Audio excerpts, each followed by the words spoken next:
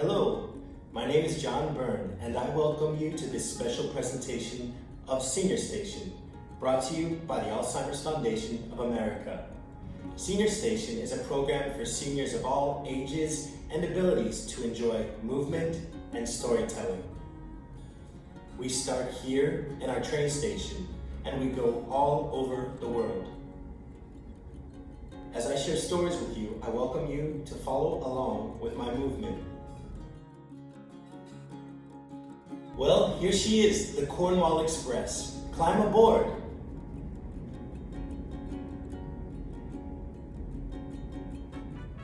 Today we are traveling to a land of passion, where the ancient meets the modern. We are going to Mexico City. We will visit the home of painter Frida, Kahlo, climb ancient pyramids, and ride through canals in decorated boats, all while we celebrate Día de Muertos, or Day of the Dead. But first, let's begin with a warm-up.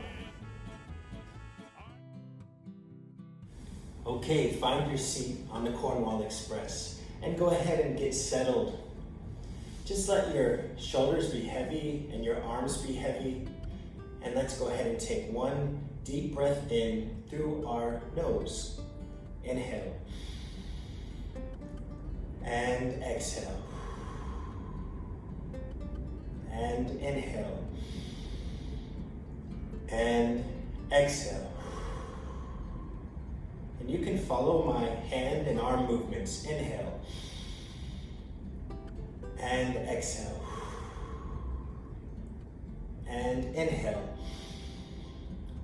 And exhale. Just bring your hands up and slowly open and close your fingers.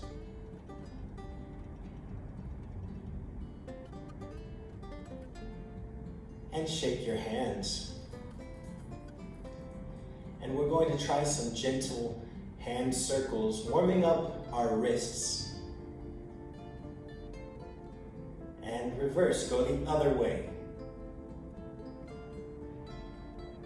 We look a little bit like skeletons getting ready for Día de Muertos. Okay, and let your arms drop, shoulder rolls. I'm starting front to back. Let's do 5 more. 5, 4, 3, 2, 1. Let's reverse back to front. 5 more. 5, 4, 3, 2, and 1. Bring your hands up to your shoulders, and we'll let our elbows be round. Small circles. And then we can reverse. And 1 more. Gently let the chin drop down. Exhale and lift the chin. And exhale, drop the chin. And inhale. And bring your chin to neutral. And let's just gently, very gently, let our head rock side to side. And when you are ready, we can make small head circles.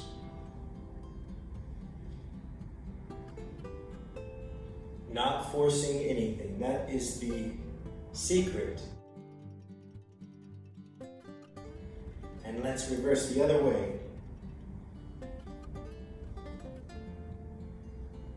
And the last one. Good. Let's bring our arms forward and open and close our arms.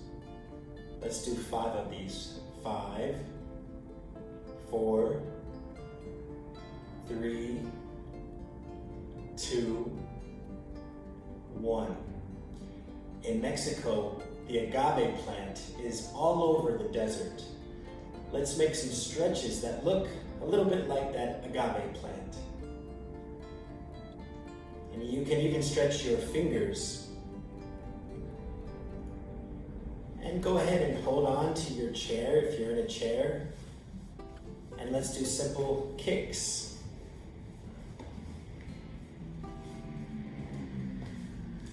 And let's march, getting the blood going down in our legs. And let's settle. My hands are on my knees, and my legs are a little bit opened, further than my hips. And I'm just going to do simple circles around my waist. And I'm supporting my back by holding on to my knees. Let's do 2 more in this direction. 1 and 2. And we can reverse that.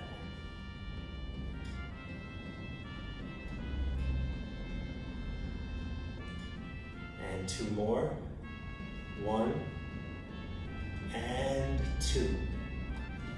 I'm just going to gently take my arm and pull my shoulder across. Let's just hold it for 2 seconds. 1 and 2. Relax. And try the other arm.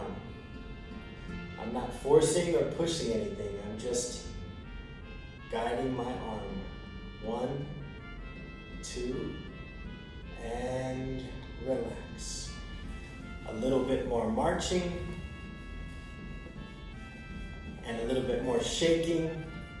Shake one foot, shake the other foot, shake your wobbly head, and let's freeze on the count of 3 like a skeleton. 1, 2, 3.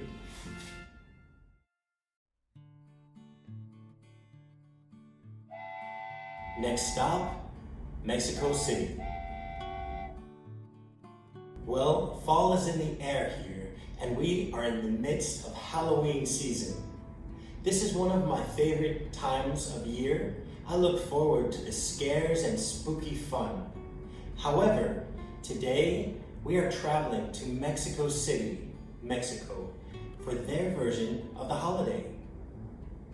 In Mexico, we will celebrate Día de los Muertos, a celebration which brings beauty and meaning to the connection between life and death. Modern-day Mexico was founded by the Aztecs in 1325 AD. The city was built over a lake, Lago de Texcoco. They began with a small island on the lake and extended the island by filling it with soil. The Aztecs believed their god had shown them where to build this great city when he offered them a sign, an eagle eating a snake while perched atop a cactus. Today, with a population of over 20 million people, Mexico is now a thriving, colorful capital where the ancient meets the modern. There are many unknowns in its history with the Aztecs, Mayans, and Spanish conquistadors, but we know that in the pre-Columbian era, it was the center of trading and power in Central America.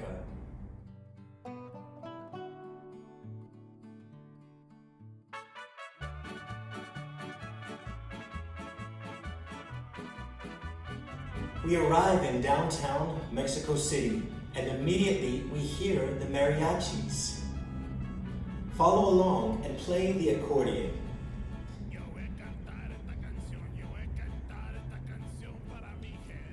Now play a guitar.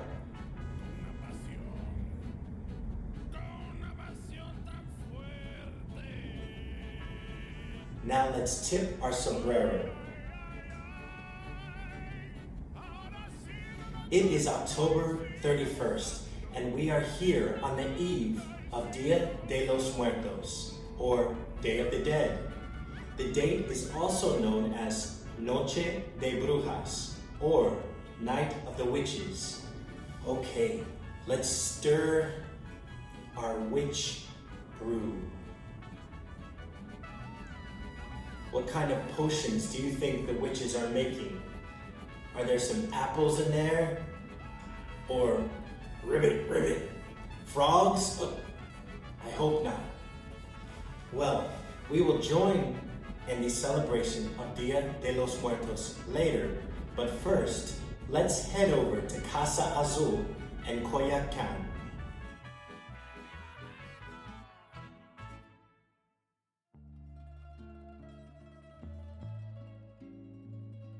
This was Frida Kahlo's home and studio. She was born and died in this beautiful place, although she lived in many places throughout her life. The house is now a museum, and its distinct blue color is famous around the world. Do you see anything else here that's blue? That's right, I got the idea for this shirt because of Casa Azul.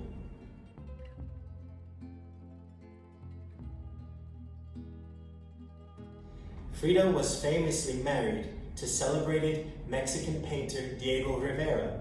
His grand frescoes are beloved to Mexico and the world.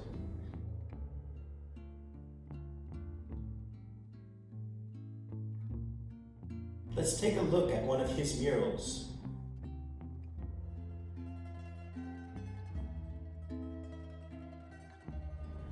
Do you think we could make some shapes from that mural?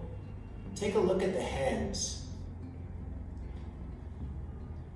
Hands are very important in artwork because they tell a lot about the subject. Maybe you can make another shape with the hands that you see in this painting. Is this the shape you are making? Well, Frida Kahlo's own work and story have become very important in Western culture because she expressed her feelings and experiences in a unique and graphic way through her paintings.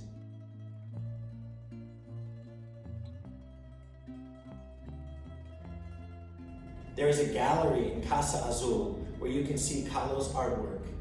You can also just walk around her garden. You could take a close look at her studio and even walk through her bedroom. Frida survived a devastating bus accident at 18 years old, and yet she persevered through a life of pain. After her injury, which crippled her, Kahlo adapted her surroundings to enable her painting. A mirror was fixed to the top of her bed so she could paint lying down and working from the reflection above her. Can you imagine? Let's practice that feeling of reverse painting. Go ahead and take your non-dominant hand and try to write your name in the air for now.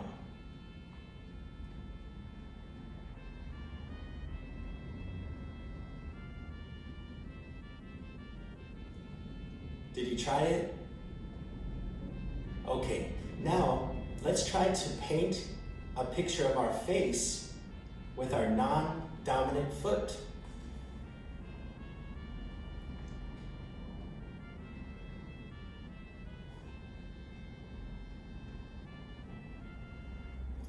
It's not that easy, is it?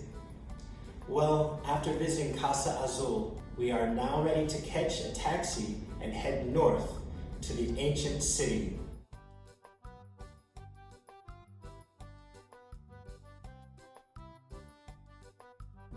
Well, we've got our seatbelt on and we're riding north. We look out and see beautiful, colorful homes covering the hills around. We are just about 25 miles northeast of Mexico City, outside of Teotihuacan. As we are close to our destination, our taxi driver pulls over. He wants to give us the opportunity to try pulque. This is a fermented agave drink. The agave is found throughout Mexico. We take a cup of pulque from the roadside stand. You can try it, but I'm warning you, it's very strong. You might feel a little buzz. What could be so strong? Well, pulque is made from the same beautiful succulent plant, agave, which tequila is also made from.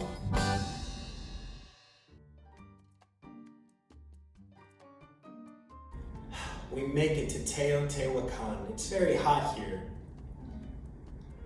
This is an ancient Mesoamerican city where we find pre-Columbian pyramids.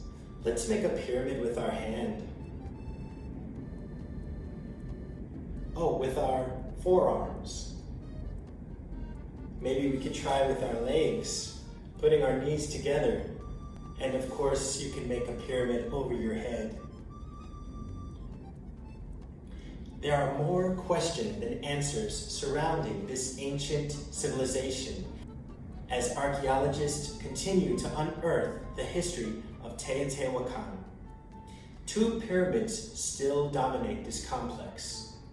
They live on a long stretch of road called Avenue of the Dead. At the end of Avenue of the Dead, we find Pyramid of the Moon with 243 steps. We believe it was used as a stage for performing ritual sacrifices of animals and humans. Let's make a dance to honor the moon.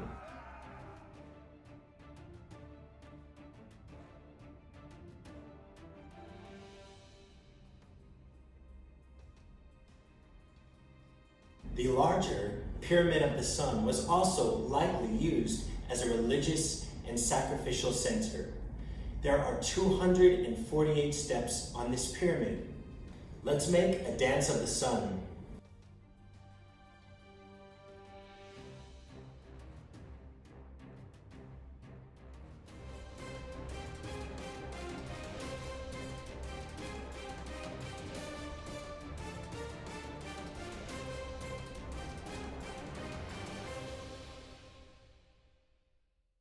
Several years ago, I visited Teotihuacan.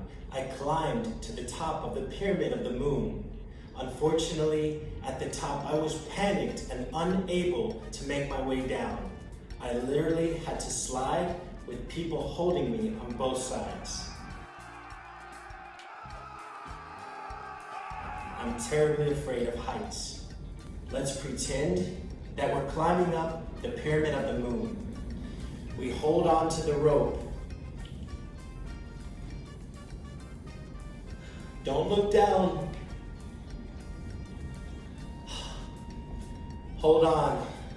We're almost there. We pull ourselves up and we look down. I think we're going to have to slide down.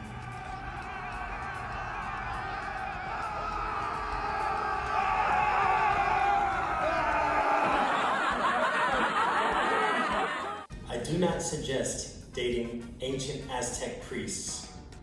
They may steal your heart. Although the Aztecs did have an interesting philosophy. Believe in something, even if it requires sacrificing everything.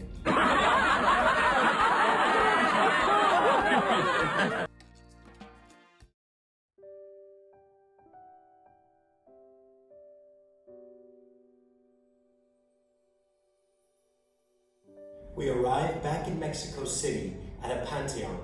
This means cemetery. It is the evening of Día de los Muertos. There are candles everywhere and also people carrying the cempasúchil. This is the marigold flower. We can follow along and pick marigolds in the fields. These marigolds are bright and orange in color, and we put them in a basket.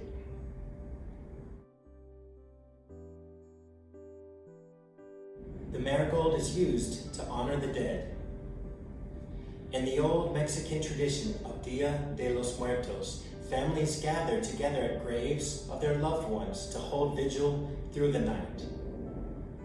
We believe that during this night, a portal opens from the spirit world and our loved ones come to visit us.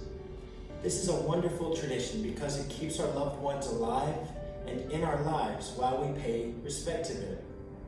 Altars are built throughout homes, the city, and in cemeteries. Ofrendas are laid out in honor of those who have passed. Ofrenda means offering. An offering can be a personal item, a flower, a photograph, a candle, toy, or any other object to pay respect. Have you ever made an altar or a shrine as a tribute or a way to pay respect? Let's pretend. Now, we can think of someone who is important to us that we've lost. Or maybe it's an animal like a cat or a dog.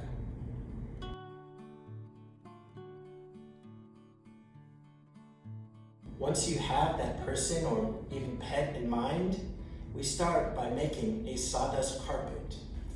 We take colorful sawdust and we sprinkle a design. Think about what color you might make. And we can add other colors.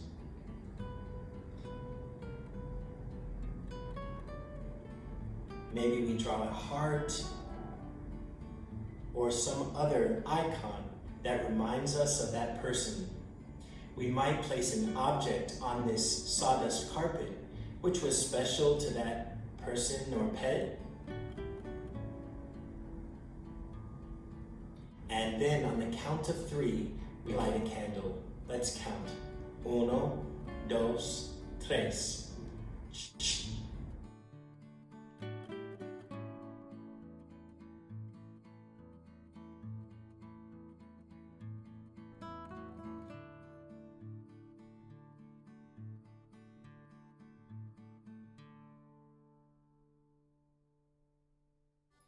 This is a small retablo or shadow box I bought in Mexico City. Many of the shadow boxes are humorous, like this one. I wonder who this could be dedicated to. One of my uncles?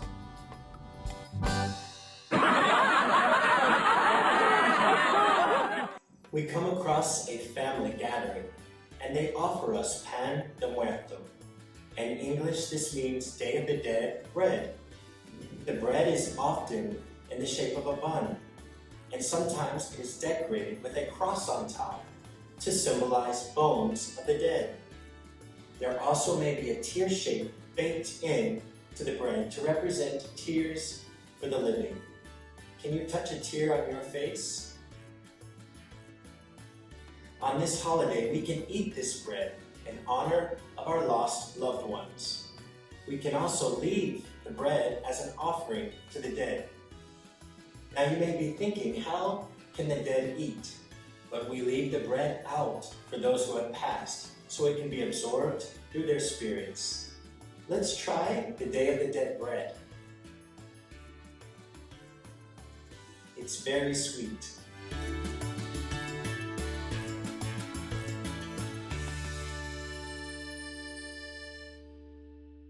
We now arrive 15 miles south of Mexico City in the working-class neighborhood of Xochimilco. Preserved in this neighborhood are these UNESCO-listed canals that were carved out by the Aztecs. This is all that is left of a vast networks of lakes and canals that enabled trade across the Mexico City region in the pre-Columbian days. Today is a special day to ride on the canal. We look out onto the array of decorated boats that are covered with art, lights, and marigold flowers. Here comes one of the trajineras, or boats, and we climb aboard. Follow along.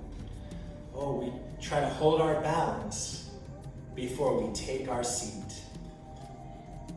And the captain pushes the boat down the canal with a pole. Try it with me.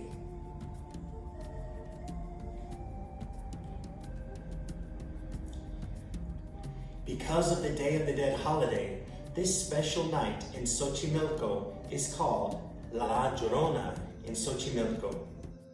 This means the crying girl in Xochimilco. In Hispanic American culture, La Llorona is a ghost who roams around the waterfronts, mourning the death of her drowned children. In this tragic story, La Llorona is a beautiful woman who married a rich ranchero. When she found her husband cheating on her, she drowned her children in revenge. She immediately regretted this and tried to save them. It was too late, and she drowned herself. Another boat pulls up right next to ours.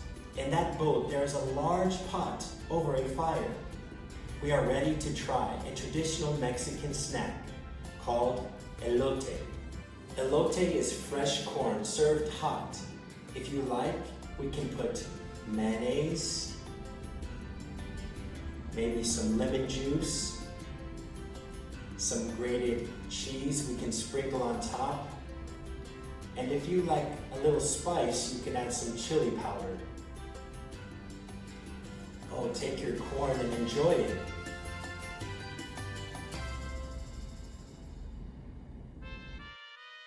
As we deboard our boat and walk along the plaza, we come across a Catrin, a man, or a Katrina, a woman, dressed in the face paint of a skeleton. We can paint our own faces to join in on the parade.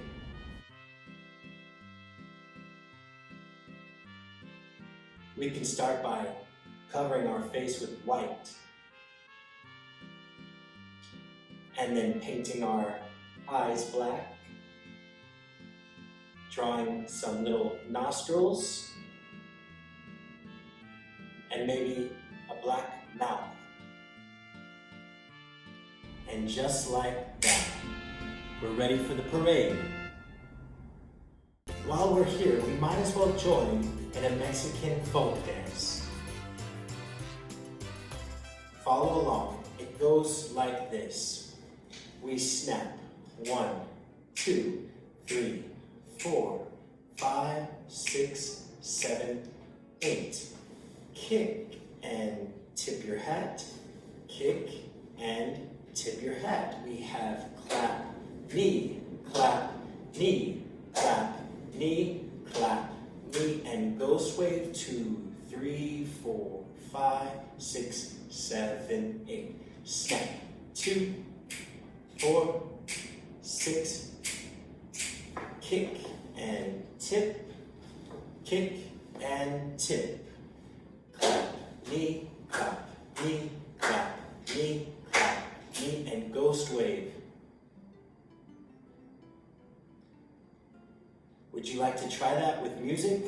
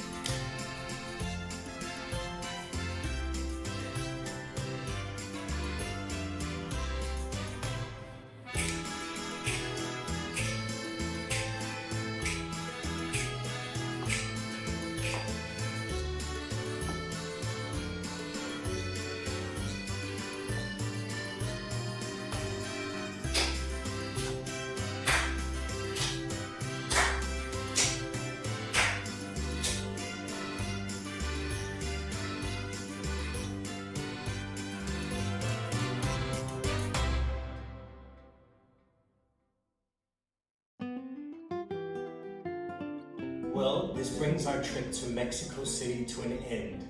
What a wonderful adventure full of meaning and wonder. Let's all climb aboard the Cornwall Express. Your seat is waiting for you. Again, my name is John Byrne, and it has been a pleasure to explore with you. I invite you to join me on more adventures on my YouTube channel, Senior Station. I am also on Facebook and Instagram. I give special thanks to the Alzheimer's Foundation of America for presenting this program today. We will see you soon.